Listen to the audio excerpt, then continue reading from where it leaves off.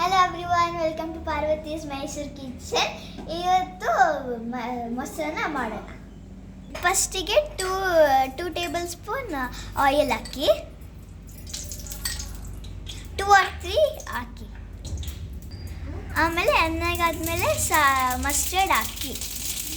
ಇವಾಗ ಡ್ರೈಡ್ ಮೆಣಸಿನ್ಕಾಯಿ ಹಾಕೊಳ್ಳಿ. ಇವಾಗ ಕಾಜು ಹಾಕ್ಬಿಡಿ. ಆಮೇಲೆ ಕರಿ ಲೀವ್ಸ್ ಹಾಕಿ. ಇಷ್ಟಾದ್ಮೇಲೆ ಆಫ್ ಮಾಡಿಬಿಡಿ ಸ್ಟವ್ನ. ಇವಾಗ ಒಗ್ಗರಣೆ ಮಾಡಿರೋನ್ನ ರೈಸ್ಗೆ ಹಾಕ್ತಾ ಇದ್ದೀವಿ. ಇವಾಗ 1/2 ಸ್ಪೂನ್ ಉಪ್ಪು ಹಾಕ್ತಾ ಇದ್ದೀವಿ. ಒಂದು ದೊಡ್ಡ ಕಪ್ಪಲ್ಲಿ ಮೊಸರನ್ನ ಹಾಕ್ತಾ ಇದ್ದೀವಿ.